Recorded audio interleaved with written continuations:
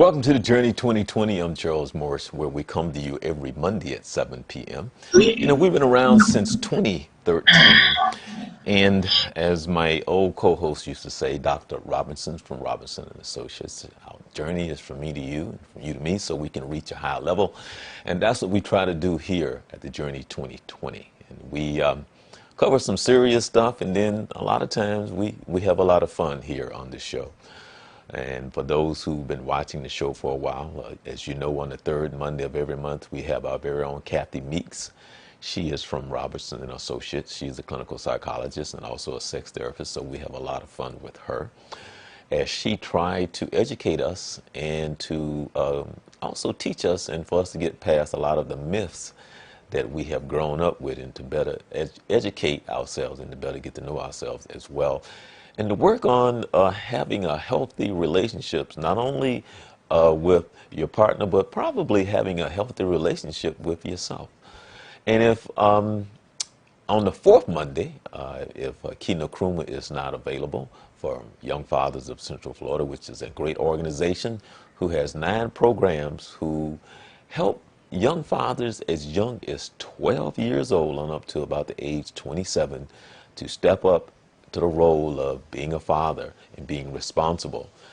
He has some great stories, and he has one of the most important programs that I think here in the Central Florida area. He's been around for about 15 years, so he's done a lot of great work.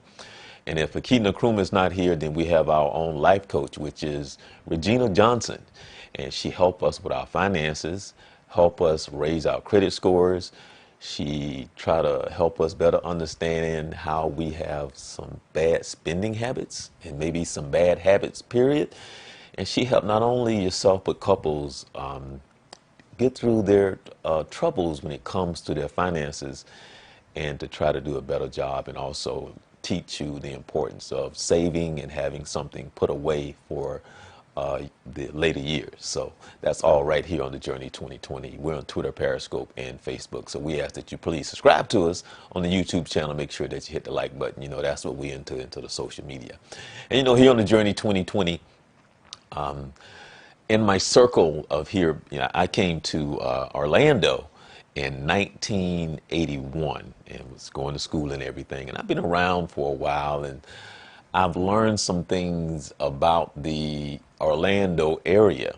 And one of the things that I learned, and I actually went to one of the reunions, and that was Jones High School.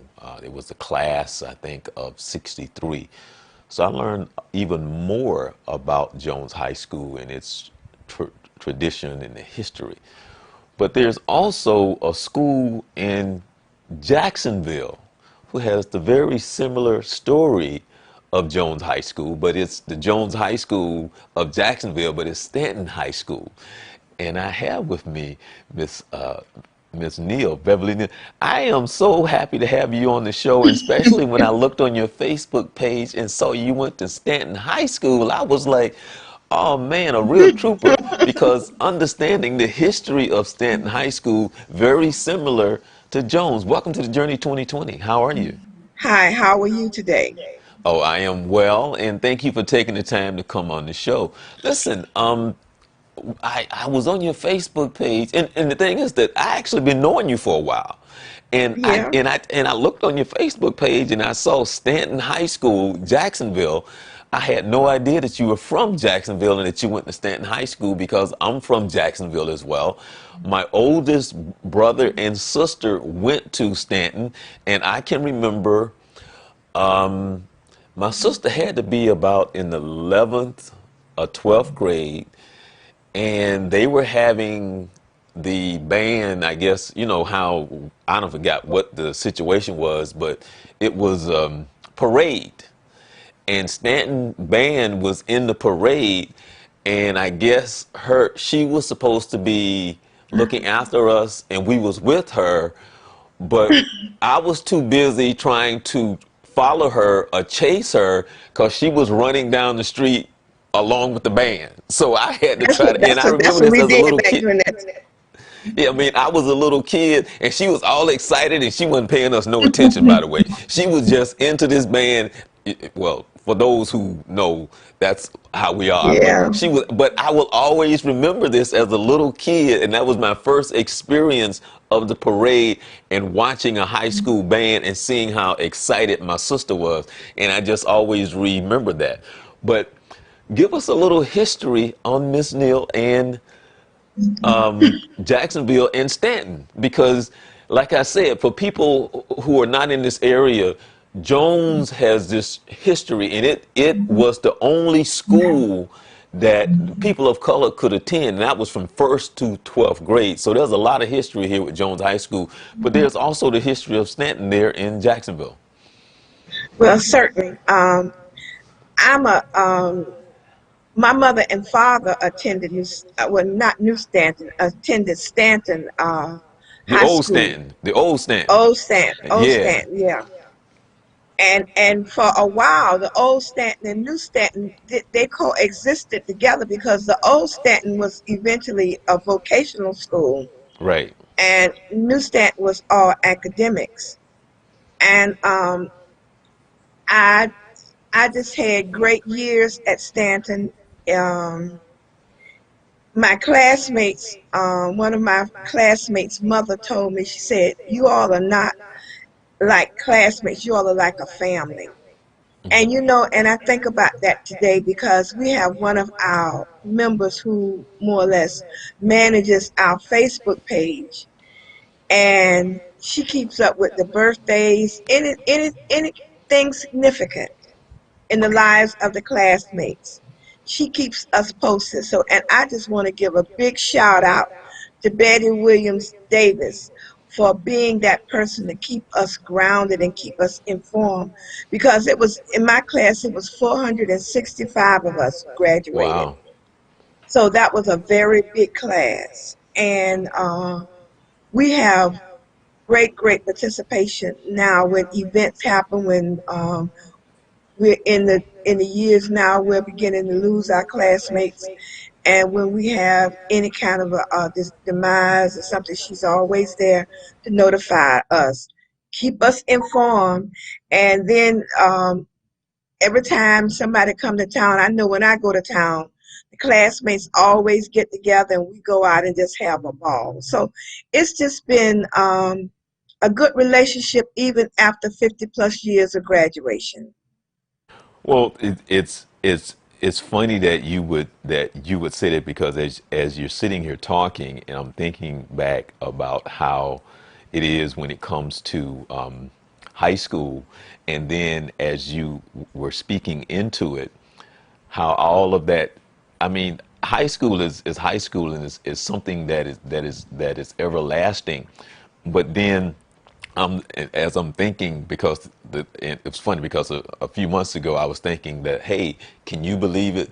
The class of 2020 will be graduating soon, before this pandemic, because I'm thinking like the year 2020, the class of 2020, and then a few weeks later the pandemic broke out. So the class of 2020 will definitely be different than any other class probably in the history of graduation.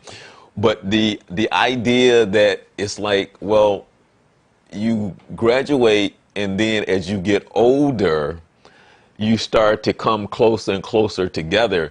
And for those who've been out of high school for a while, then you know what I'm talking about, because the the relationship starts to have even more of meaning as you get older. And then, like you said, Hmm. once even for myself, a lot of my classmates are no longer here, and you look back and you still get that phone call from, because there's always one or two people who always in the circle, and they keep you updated on what's going on. And sometimes when that phone ring, because that's the only time they call, they either say somebody done passed, or somebody's in the hospital, or maybe somebody getting married. So when you look at your phone, you be like, uh-oh. That Yeah. person that's in the circle, they keep everybody connected. So let me ask you this here. How did you come to Orlando? Oh Lord, that's a long. It was a long story. Well, being raised as a child of parents who were community activists, it, it it just rubbed off on me. So, like from a child even until today, I'm still very, very much involved in the community. And in 1984, I ran Jesse Jackson's presidential campaign for Congressional District 3 there in Jacksonville. And we were able to win and get the only elected Jesse Jackson delegate out of the entire state of Florida from Congressional District 3. And that was Reverend R.B. Holmes, who ran as a Jesse Jackson delegate and was elected that year. So, when you work in the national elections, which was my first one, and I was thrust into that position by Marvin Davies, who was a field secretary during the time that I was a young kid in growing up in the youth council, and he was a friend of my parents.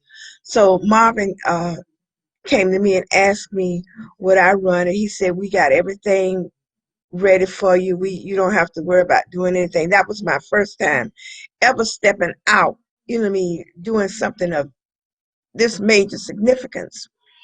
So under his tutelage and following his directions, we did win. And I was tapped along the campaign by Anita Bonds, who was the national campaign manager for Jesse Jackson, but she also was the general assistant to Marion Barry in D.C. So she asked me would I be interested after the election in coming to D.C. to work. And I said, yeah, I just took the opportunity. It was off of a lifetime. I didn't know where it was going to lead. I just said yes and really went out on faith. And during the years that I worked in DC, that was the best decision that I ever made because it really, really formulated my ideas. It educated me. It put me in places, and I got an opportunity to meet people, sit at the table with some of the greatest minds politically. That you talk about mesmerized. I couldn't even listen to what they were saying for just being so mesmerized. That I was really sitting there with them. To be able to impart the information that they were giving to me personally. And one of the biggest inspirations I had was right after the Million Man March in DC. They had the Million Family March, and which was led by Minister Farrakhan, and at the time Ben Chavis. And I had the opportunity because, when I went to DC, my position there was a director for constituent services for Mayor Marion Barry, and that I can never tell you how grateful I am for that opportunity. And I worked most of the early part of my political career and getting to know people and being able to showcase talent and have mentors there to work with me was doing his administration. And then after he went out of office, Sharon Pratt Kelly came in the office, and I worked with her for a little while. And then I went over and did some work with AFSCME International Union. So I had a well-rounded political education in DC, and I think that's what sparked my interest, and that's how I got hooked and couldn't get loose. And it was in I went in 1984, and I was there working with Mary when he went out of office. Like I said, I still work with Sharon Pratt Kelly, and then I worked with other elected officials during my tenure there. But it was in 2000 when the election Bush versus Gore that I was tapped by the national NAACP to come to Florida and work the election. Now, I was only supposed to come here and work the election from September to November and go back home. But then we know what happened. And in the course of the activities that happened during the 2000 election, they asked me would I stay and identify people who were wrongly accused as ex-felons. Because if you remember, during that 2000 election, that's when the piece about the ex-felons exploded. When people a lot of people who went to the polls to vote, their names had been purged because they were deemed as ex-felons. And a lot of them were not. And during our research, we found out that a lot of those people were not ex-felons. They just may have had the same name. You didn't have to, the database that the state used to purge those people was not a scientific database, and it was not an accurate database. So I was asked to stay in and identify those people who were denied the right to vote during the election. And after we were able to do that, we filed a lawsuit against the state of Florida. And after we got the lawsuit filed, they asked me again from the national office if I would stay and be the state voter empowerment coordinator, because of what happened in Jacksonville. They really, really, really wanted to focus on Florida. And, So and you're talking about the NAACP wanted you to yeah, stay, right? Yeah. yeah. Okay. At the time, it was a part of the national NAACP, but it was the National Voter Fund. That was a I guess a special. It was a special 527 of the NAACP. So the activist work that we were doing, it was covered under the tax code 527, and that was the National Voter Fund. So I worked for National Voter Fund from 2000 until 2003. And like I said, I was here to identify the ex-felons, and then from there we filed a lawsuit. And in trying to find ways for the 2000, before the 2000 election, not to have the same problems we had in 2000, it was during a negotiation meeting that was me from the National Voter Fund and Janae Nelson, who was representing the NAACP Legal Defense Fund, and Cynthia Slater, who was representing the Volusia County branch. We had a meeting with the supervisor of elections of Volusia County at that time. Her name was Deanie Lowe. And we presented to her a test project. And that was to allow a Saturday in-person voting for we didn't it wasn't since it wasn't, how can I say, it wasn't official. It was just a special satellite program that was put together by the supervisor of election, and then we were able to get 3 other supervisors of elections to sign on to it, where the branches of those different counties will work with the supervisor of elections. We would open the branch that Saturday, and our members and the people in the African American community in particular could come and vote on the voting machines. And the reason for that was to keep down some of the problems that some of them may have had, in trying to vote on election day. So rather than wait until election day, we did it like a week before, and it turned out very well. It turned out so well that now we see it every election as early voting. So I want to put that out there so that people will know that the early voting concept really came as a result of our negotiations from the lawsuit with the NAACP and the state of Florida. So we were able to put that into motion. And like I said, and in 2003, my contract ended with NVF, and I was asked by the state conference to be the executive director. Here it is, all the time I'm trying to get back to DC. At By the time I had taken that position, I knew I wasn't going back home no time soon. So I began to make my way physically back to Florida. So I will say officially in 2003, I came back to Florida and I was a fully registered Florida resident. And from 2003 to 2009, I was the executive director for the Florida State Conference NAACP. And from there, Mm-hmm. I still worked. And then in what was it, 2011, I want to think I ran for president of the branch, and I've been president ever since. Okay. Well, listen. A lot of history.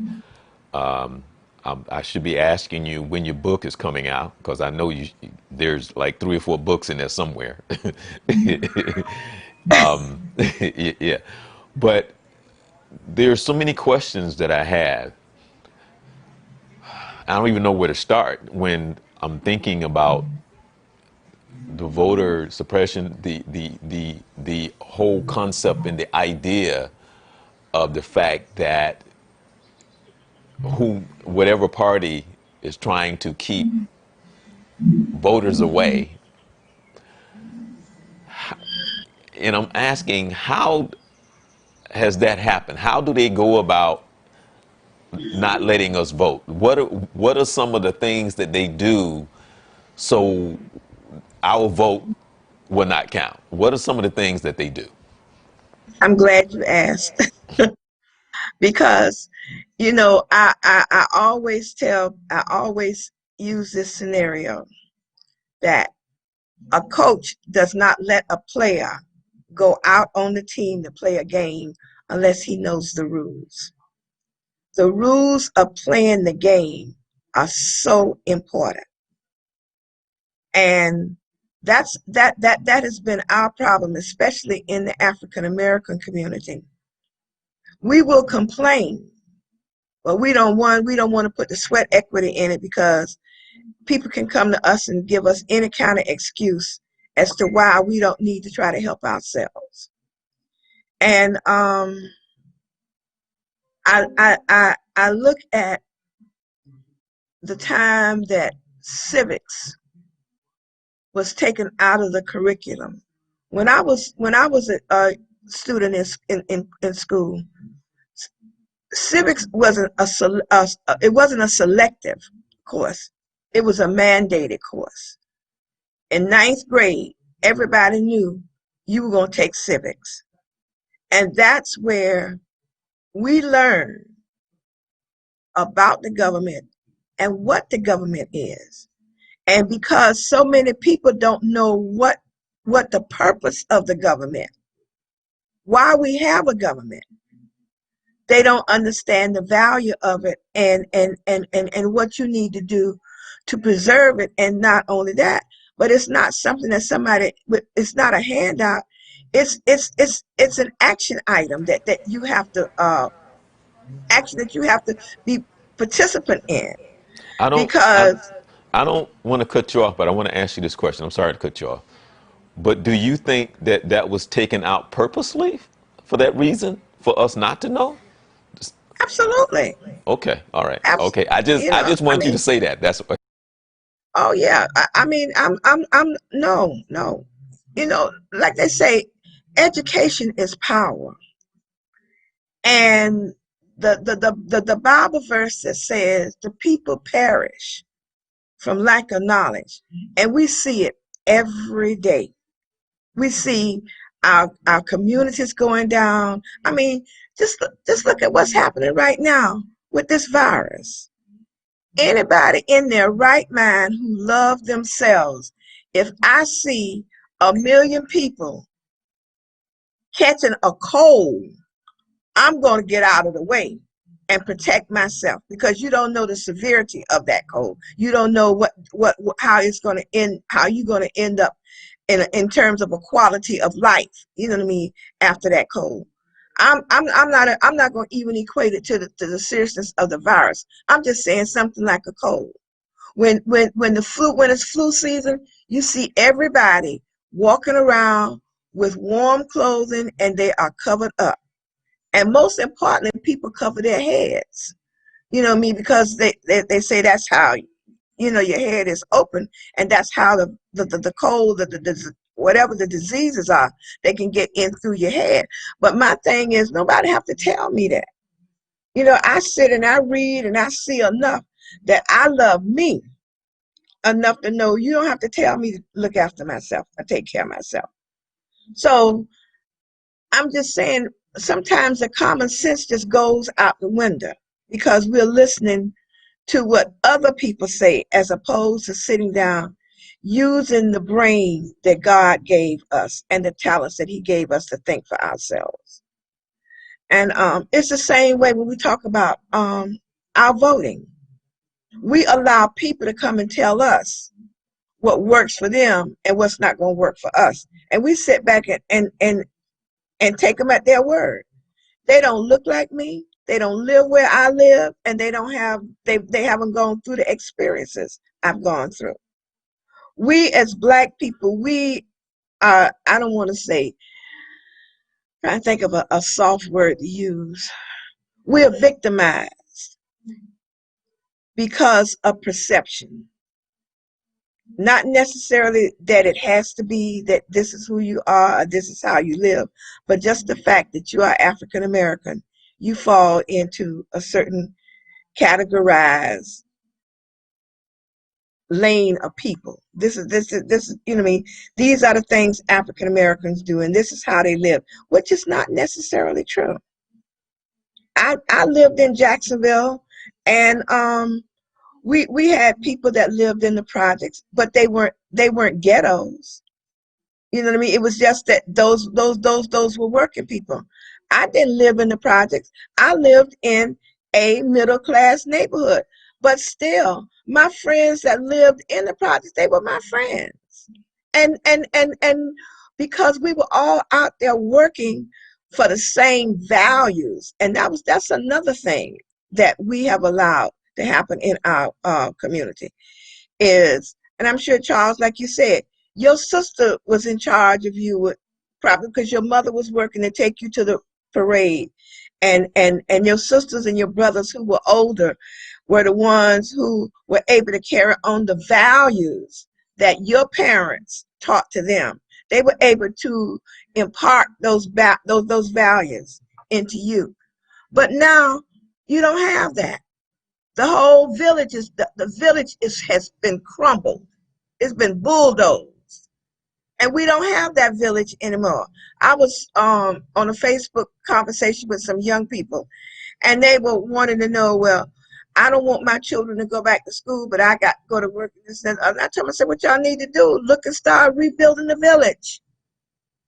It was a time when parents had to work. You had neighbors, even Right. though you may have been able to stay home by yourself, but your neighbors, trust me, they had an eye on you. Yeah, I was just having that. Well, not just, but I went to see my cousin, and that morning he had his kids at the table, and I was having a very similar conversation with them. He had one that was going to the 11th grade, and he had one that was a freshman, about to attend college. And I said to them, I said, I can't phantom your world. I can't, of course, they didn't know what I was talking about. I said, I can't relate to your world that you live in. I can't imagine growing up the way that you're growing up, because I grew up, and I was explaining what I was saying about, I grew up in a village that 3 blocks over, my neighbors knew who I was, and they had a relationship Hmm. with my parents, and they looked out for me. And the last thing I wanted to do, even though it was 3 blocks over, was my neighbor seeing me doing something wrong, That's because that right. phone call was going to come to my parents, my mom, Hmm. and I was going to be in trouble. So I was trying Hmm. to say to them, you don't have that. you live in a, and I wasn't knocking what they were saying, was I was trying to say I can't relate to your world that you now live in because mine was so different, because in the neighborhood everybody looked out for each other, and Hmm. we didn't take pride into not speaking and not knowing each other. We knew each other and we looked out for each other, and there was respect, because when you saw Miss Johnson, you say hi Miss Johnson, and hey Mr. Johnson, or hey Miss Jones, or whoever, and you spoke, it was yes ma'am and hey yes sir and da da da, and you did not want anything coming back from them to your parents, because if they saw you doing something wrong, they're going to say something, and they're going to say something to your parents, and your parents would not be upset with them. Your parents would be very happy that they're looking out and they listen, and because you knew as a child, if such and such said something, you didn't talk back and you didn't defy them, and the parents listened to what they say and you was quiet. So You, you, that's you're totally, you're and absolutely right. even your teachers, if your teacher called or said something to your parents, there was no argument about you was like, oh, I hope my teacher don't say nothing. That's how it was, but it's different now. Well, see, and Charles, and I really, really think that that has been the breakdown of our family. And with our kids, they don't know that they don't know that history. I remember when I was young, I used to sit it when we'd have family gatherings.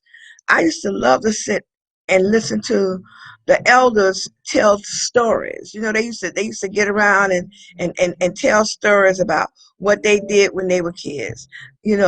What their friends were, and it was just so much of them that you got to know just listening to them.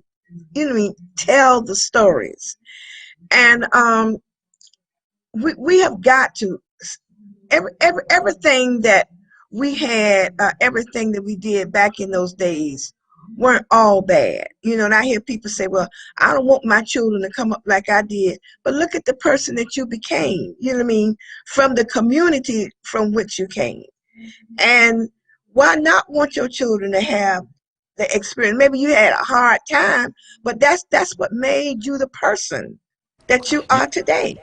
I've never understood that. I mean, to be honest, I'm gonna say something that's personal, and that's just right here. This is something personal to me. I've never, as I look back and I look at the people who came before me, and out of the respect of the discipline, the hard work, the sacrifice that was made on many occasions, generation for generation. And so when I see parents have those type of conversation of what they want, they don't want their kids to go through, and da da da, so I've never understood that, because I can't. When I look at how hard my mother worked and her discipline, I can't imagine having a child to think that you better than my mom or the people who came before Mm. my child. And I'm like, well, who? Why would I? Because my question would be like, who do you think you are that you can't or even have the experience? So my I feel as a parent, my job is to instill the values in you, and also to let you know that you are worthy and there's nothing that you can't do. I'm not here to teach you or to give you Air Jordans or to put you in a particular place in the sense of you not understanding the worth and what it took for you to get to where you need to go. I never want to give you that experience, let alone to think you better than something. So you certainly not better than my mom and the people who came before you or myself.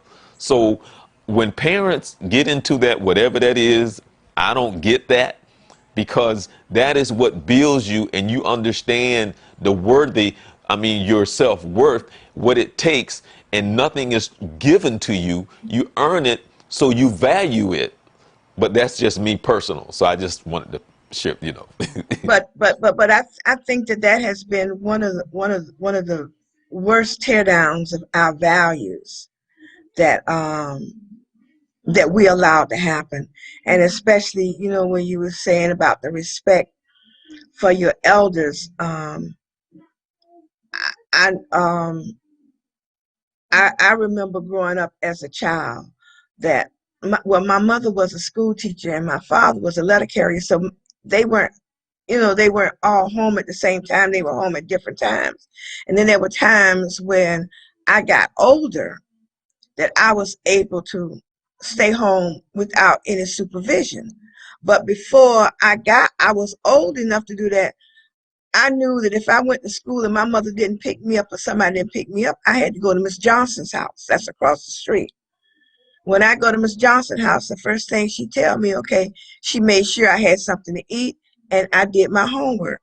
So by the time my mother and my father got home, all I had to do was go in and have my dinner or whatever, and then my homework was good. My mother would check it over, and then it'd be almost time for me to go to bed. So I had that. And then when I got older, see, by me being an only child, I loved to play with my neighbors. And during the time when I was younger, I could play with the neighbors because Miss Johnson would all of us would be at Miss Johnson's house or Miss Corrine's house, the lady next door to us, because they would be there to look after us until our parents got home from work. And when I got older, my mother would say, "Well, no, you stay in the house," and we had connecting yards. So what I would do, I would go out. I call myself being smart. Go out the back door, go through our backyard, and go across the a neighbor's yard and into the next yard over there where my friends were, my neighbors who were all children, and we'd be out there just playing. So my mother would come home from work. Soon as her car would pull up in the door, Miss Johnson would be wobbling across the street. She would tell Mama, "Clarice, Beverly was over at the Wallace's house." And I said to myself, now how did she know that? I went out the back door. It wasn't like I went out the front door. We weren't in the front yard playing. We were in the backyard playing. Now, now how does how so Miss Johnson has caused me to be under many punishments. I take and my mother loved to punish. So I was I was I was under a lot of punishment just for trying to play with my neighbors. But that's the kind of neighborhood we had. But you know what, today, even though at that time it used to make me mad, I'm thankful because what it showed me was that my neighbors cared about me and they were looking out for my welfare, my better welfare. And not only that, but she was trying to teach me to obey. Do what your mother and your parents tell you to do. There was a much bigger story in it than I thought about. And see, today I look around and we don't have that. And that's why I try to be a hands-on grandmother with my grandchildren. Like I tell people, I'm the mother of the fathers because I don't have any daughters. All my sons, my sons have kids, and I am very hands-on with them. But I have a respectful relationship with their mothers. That if I see something or I want to talk about something, I do just like it is right now. People talk about sending the kids back to school. My daughter-in-law works at Orlando Health, and she's not able to be in front of a TV all day like I am with the news. So when I get information or I hear something, I don't even call my son. I call her and talk to her about it. And then she and I have a conversation, and I tell her my thoughts. You know what I mean? And I tell her, I say, go check it out yourself and see.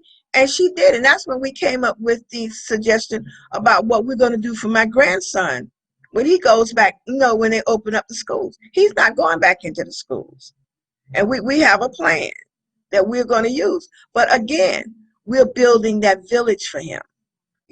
She has to work. She's not going to have to worry about if it's somebody that'll look after him or where he's going to be. He's going to be able to get his meals. What we have already put in place a plan as to who's going to do what and where we're going to do it and how we're going to do it. Well, So, no, go ahead. now what were you going to say? No, no, no. I was going to ask you. I was going to go back to, but I want you to finish what you were saying because I wanted to go back to the voting and the whole problem that we have as people of color and the challenges that we now face based on what we've been talking about is we're starting to disperse and scatter in so many different directions that we have lost the village and truly not understanding, because I don't think that we as people of color truly understand the power in the vote. That has been a struggle for us. And then that's why it's so probably so easy for them to take it away the way that they do, because it's always a struggle because there is power in the vote. And we don't understand the vote. That's the thing about it. Everybody talking about voter registration, voter registration. Charles, if we don't register another person and put on the rolls, especially in the African American community, we got enough people to effectuate any kind of a race, any election we want. I'm gonna give you a very good example. The latest election we had was in November. Remember the runoff between Bakari Burns and Gary Siplin? There were roughly 50,000 people that were registered in that particular precinct. And I mean that district, not that precinct. In that district, 50,000 people in that district. Do you know between the two of them, I know. they did not get 10,000 votes in that district. Something as important as your city council race. That determines just about that race is closer to you than the state races and the federal races. A while a while back when I was working for Orange TV, when Ernest Page and we were doing I was doing a show with him along with some other people on just this topic. And he said on the panel, in my district, I have about 4,000 people that come out and vote out of what you just said. Mm-hmm, mm-hmm. And it's just so mind boggling to this day, even what you just said. So it's just like, okay, in his district, this was back a long time ago, and even to this day, how do you only have 4,000 people to come out and vote? And I was asking him because it was a concern for him because he's having the same conversation that we're having to say, I only have 4,000, a little over 4,000 people come out of my district and vote. And so it's like, what do you say to that? It's just like, it's just like it's like, what do you how do you have to shake people up to get them to understand? It's just like there's something wrong. It's so disheartening, you know what I mean? Because they're the ones out there spreading the information about, well, my vote don't count. They're not going to do nothing when you put them in there. When you put somebody in there with less than 10% of the registered voters in the district, why should they care for you? I mean, you haven't given them any kind of a mandate, and you haven't told them that this is what we expect you to do. Like you said, he got 4,000 voters. He know who those 4,000 voters are. If it's any attention that they're going to give, he going to make sure that those people are satisfied. You know what I mean? That whatever needs they have for their community, whatever they need for their community, they're going to get them. And that's what these other politicians do. And the reason you don't get them is because you don't vote. And you can sit back there and say it's not going to count. It sure won't count. How can it count if you don't vote? If you don't get out there and go, and you got so many ways now to vote. You can early vote, vote by mail, do the same day election vote. It's just that we want to live in a house we don't build, we don't help build. You know, it's the same way it was with those of us from the civil rights. We still fight. We're fighting civil rights, but we're fighting a different type civil rights. You know what I mean?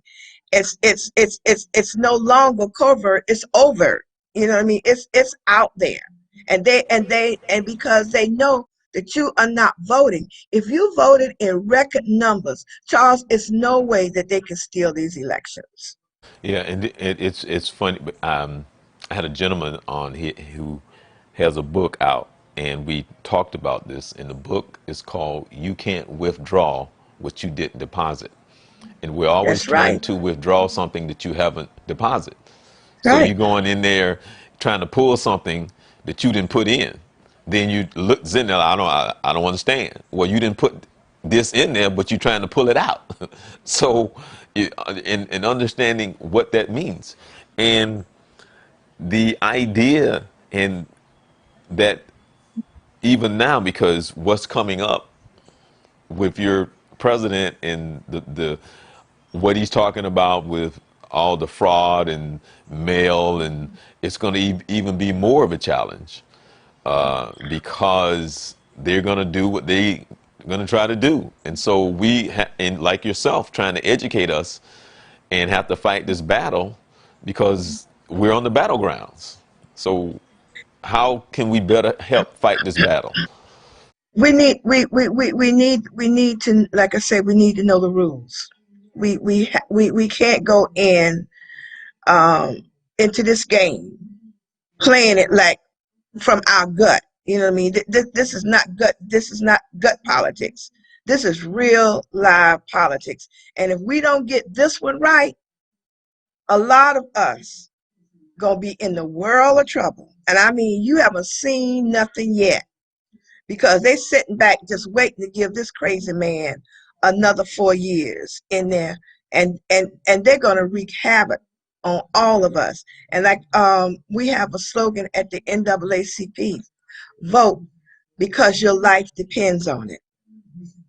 And it does. It really does. And I've been having some real concerns about the pushing for the vote by mail. I don't have a problem with people voting by mail, but if you are not an educated voter, if you are not a frequent voter, and you don't understand what the requirements of your ballot being counted, what you have to put into it, not somebody come and say, well, you go and apply for this vote by mail. When the vote by mail comes in and you look at it and you see all of, you got a ballot with, say, maybe 3 or 4 pages. First of all, it's going to overwhelm you, because then you're going to say, well, what am I supposed to do with this? How am I supposed to do it? Then you go to marking it and you scratch this out, and you want this, and you that wasn't what you wanted. Well, any time that you have more than one selection marked for one particular race, that's called an overcount. It doesn't matter if it's only for one race that you may have wanted to. Say, for instance, Charles was running. No, I don't want Charles, I want Bob. So you're going to scratch out Charles' name and then mark Bob's name in there. That ballot is not going to be counted because the system is going to reject it. It's going to be rejected by the system. Another thing we need to look out for, I'm just pulling out some of the quick little things, is, for instance, when it's time to mark the ballot, you put an X instead of circling that box.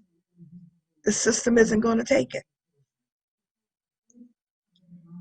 And we as Black people, we don't pay attention to details, because especially when we don't know.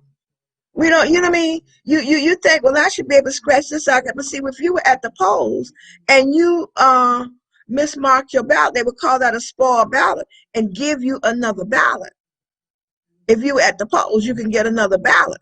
But when you do a vote by mail, once you send that ballot in, it's no longer under your control. Now, what people don't know is that you can go online to see if they have counted your vote, though, right? I mean, you can go No, online, right? no, you can't go online and see if it's counted. You can go online and see if it has been received. Okay. Okay. So, That's okay. what, See, I was yeah. thinking that it was. you can you can see that it's been received, and I was thinking that it was saying that it had been counted, but that's not the case. See, I just Mm-mm, learned something. mm-mm. I see, I just It's learned two something. different things. Two Okay. different things. And see, for instance, let's say you turn your absentee ballot in the day of election. What difference does it make? You can't make no changes. Right. Wow. So, And so that's why it's not that, like I say, I'm against, but I feel that if people want to try to do, don't push it as a campaign, because what it is, you're pushing it out there with no education to go along with it. You know what I mean? If you're gonna use it as a campaign, then by golly, back it up with some education to tell people what they need to do and how they need to do it. We're getting ready to come out now. Like I told you, it's been really, really bugging me about this, and God has answered my prayers. And like I said, it was the prayers answered was nothing but God interceding for me, to be able to push forward a very good, hopefully educational piece that we're going to be pushing out. I'm hoping within the next few weeks, and with that, we're going to be able to try to get uh, an educational booklet publication into the hands of the voters, to explain to them what you do and how you do it when you vote. okay. Now, we before we end, I would like for you to educate us, give us a few of the do's and the don'ts when it comes to one, what is it that I can do to educate people about voting? Two, how can I go about registering people to vote? And again, what can I do to make sure that my vote is counted? Well, first of all, right now everybody got these smartphones. I would say, if you got an issue or something that concerns you, Google the issue. You know what I mean? See what's being done, see what's happening, you know what I mean, even in other areas that may have the same issues, how the issues have been resolved. You as a voter, it is your right to know about the issues and the candidates you're voting for. Everybody sits back and wait for people to come and tell them who to vote for, but you're taking the opinion of somebody else, and their issues may not be the same as yours. So I would suggest that you got a phone, uh, just do like I do. A lot of times when I see these people come on TV, I like to know who their spouses are, because with this crazy stuff they be talking about and the crazy things they be doing, what I do, I go to my Google, I go and Google and say, who are they married to? I do, and it it gives me a little more information about the person. You know what I mean? That's giving you the information of the person that you're dealing with. That's one of the first things I do. And sometimes I get embarrassed when I say it, but it tells you a lot about them when you find out who they're married to, and even, you know what I mean, their lifestyles.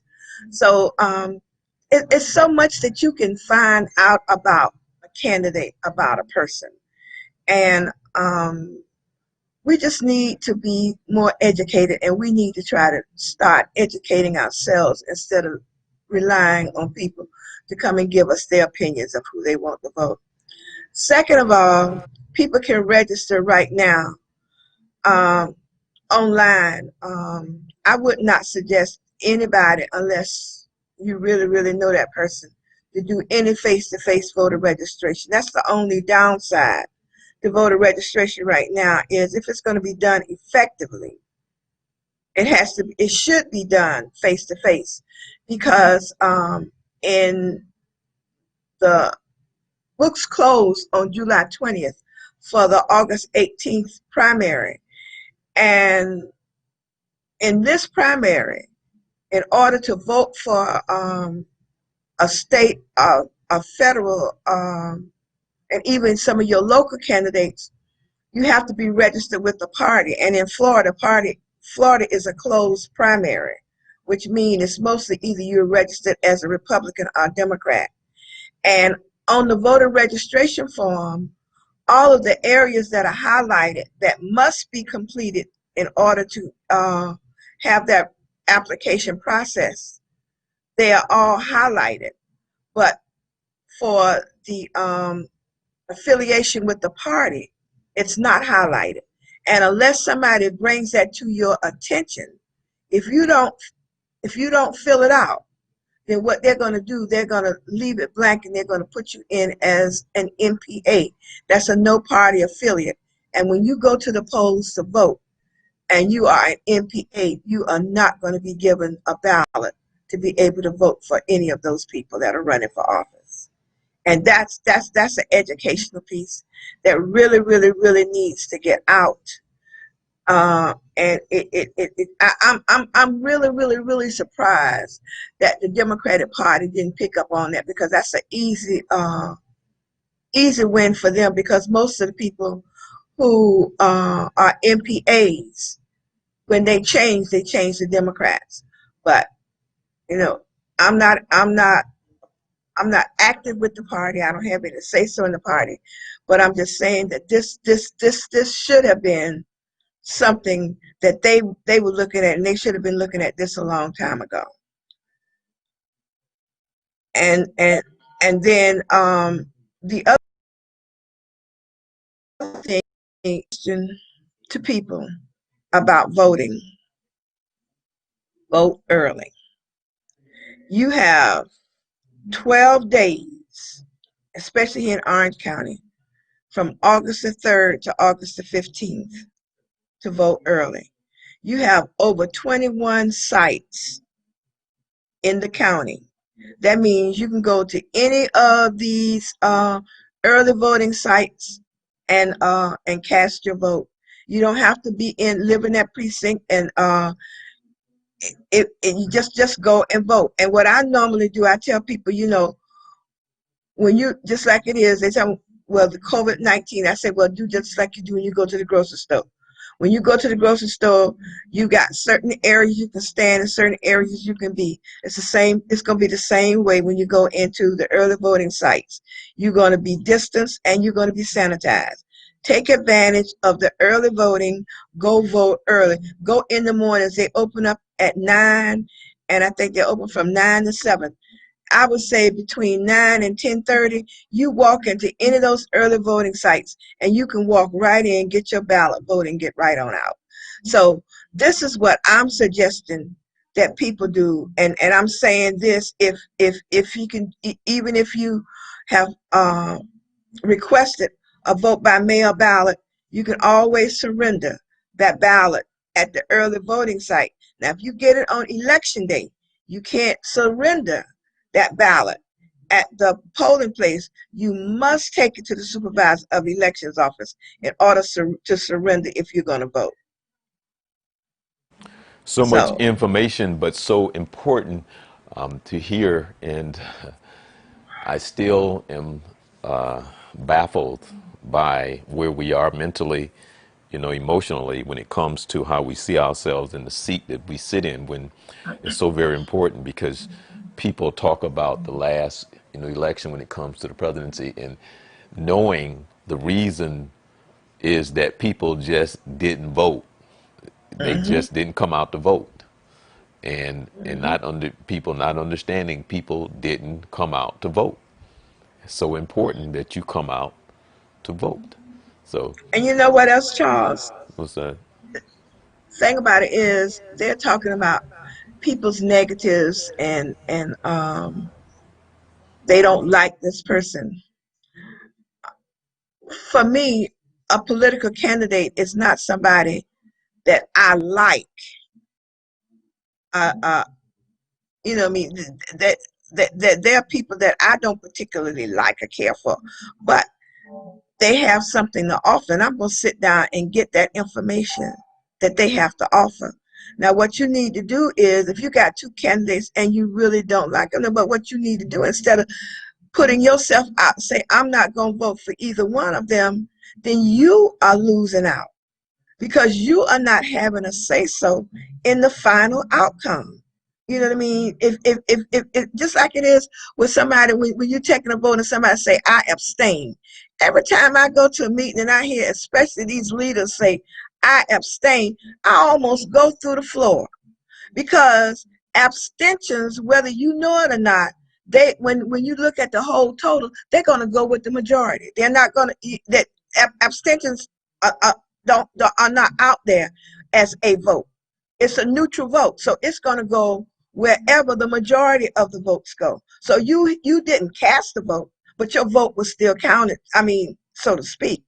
So we have got to stop taking the easy way out. Stand up, make a decision, and speak out. You know what I mean? Like Abraham Lincoln used to say, he who criticizes should have something better to offer. And if you don't have anything better to offer, then keep your mouth closed. Oh, well, ooh, boy, that's easier said than done, right? Well, No, but no, what I'm no. saying is, No, I it, was just making a joke on how we are. You know, we yeah, love to yeah, criticize, but then yeah. That's what. we don't want to step up to the plate, and that's really what that means. You know, step up to the Yeah, plate is what that, right? and we've got to speak out and about these issues because if you're saying you don't like somebody and somebody say, well, what is it about this person you don't like? Uh, it has nothing to do with the issues, has nothing to do with what you're talking about, but just somebody else don't like them, so you don't like them. You don't have any reason why you don't like them. You don't like them because somebody told you they don't like them. You haven't thought about it. You haven't given it any thought at all. Stop letting people occupy your brains. Use your own brains, period. If this old lady don't tell you nothing else, my mother told me from a child growing up, think for yourself. Okay, nobody Well, think for you. You have to think for yourself. well, you know, I was going to say something at the beginning of the show, and I didn't, and I'm going to try to say it in the in the correct way that I wanted to say this. But we're talking with Ms. Beverlye Neal. She is a member of the NAACP. How long have you been part of the NAACP? How long? I'm 73. I was a member in my mother's womb. So, Seven, so I'm gonna say it's 74 years, right? headed in that direction. Hopefully soon. Yeah, yeah. Well, I meant before he was born. So yeah, so it's like, oh, okay. Well, with that being said, she's been here educating us in on how important the vote is. But what I was going to say is, in this world in which we deal with a lot of the issues, and as you learn through life, we are sometimes taught to be polite and kind and you want to do the right thing, but life has a way of teaching us that everybody is not always nice and everybody is not always kind, and sometimes you have to fight for what you want, and sometimes that fight is not a nice fight, and sometimes it's not a fair fight. And so, and I hope that I can say this in the correct way, is that along the way, when you're looking for somebody to help fight your fight, you're looking for someone who has that kind of pit bull mentality. And so you need some pit bulls in your corner. And so I'm trying to say that if Miss Neal, you got that pit bull mentality, that's what you need, because they know how to fight the fight. And so I would always want you to be in my corner, helping me fight the fight, because I know in your spirit is that you got that pit bull mentality, and that's what it takes in order for you to do what needs to be done. And I hope that I'm giving you the right service of what I'm trying to say about you, because you got that fight. And like I said, there's some books in you somewhere, so I hope you got about 3 or 4 of them lined up coming out sometime soon, because I know you got some stories to tell. You can't Oh travel the yeah. path in which you travel in your past and don't have these stories, some great inside, some stories of those battles, having to be that pit bull to go in, because there's some people who Mhm. rather see you dead than to just say, hey, how you doing? So, I try to kill you. well, that's yeah. Yeah, really, and trust me, I deal with that right here in Orange County, trying to deal with the NAACP. There are those who the Orange County to succeed because I'm in charge. You know what I mean? It's not the fact that what can I do to help, but I'm just here to tell anybody and everybody I'm on a mission from God. My mantra is what He has told us. When we've done it to the least of them, you've done it unto me. That's the kind of person I want to be known. I want to be known as a practicing Christian. You know what I mean? People use the word Christian and Christianity so loosely that, you know what I mean, they think it's a title, but it's not a title. It's Oh, a way of life, really. right. Yeah. Yeah. And see, people may take that as a weakness, but no, that's not a weakness. Oh, Because no. no, trust me. If you understand what it means in the right situation, you know when to punch somebody dead in the face. So, I mean, you know what I mean. You know when Yeah. it's time to And fight. and and that has had and that has happened, and it has had to happen, and it's still happening. But then when it's all over, I I talk to the person who put me where I am. You know what I mean? And I tell them up front, I am here because I am inspired by God. In the mornings when I get up, the one thing I tell him to do is order my steps. But now mind me, it took me a while to understand. When I ask him to order my steps, I got to follow his steps. I got to follow where he leads me. I'm not just going to ask him to order my steps and I'm going to sit back and go the other way and do what I want to do. I have to be ready to get out there and follow his directions and do as he tells me to do and not what I think to do. And Charles, I'm here to tell you, every time I do it, I just sit back and I'm in total amazement of what he has allowed me to do just by being obedient. Wow. And with that being said, I just want to thank you for taking the time to come and educate us, taking the time to come and hang out with me for, a little while. But It was I my wanted, pleasure. I want to ask you, are there any phone numbers, anything like that, any more information you want to give out for people who may have questions or anything like that? Well, you know what? I'll give my cell number. I don't have I don't have a problem with it. Now I'm gonna tell you, if I don't answer it, a lot of times I don't answer numbers I don't know. But if you leave a message, I will call back. Okay. Okay. Yeah, Okay. you want me to give you the number now? Sure. Sure. Okay, it's 407-600-7614. Okay. And if someone wants to email me, if you want a membership application, you can email me at OCB for Orange County Branch 29 NAACP at gmail.com. That's OCB 29 NAACP at gmail.com. All right. Well, as we say, you always you need a pit bull in your corner over here. Somebody that's gonna fight, that know how to fight the fight.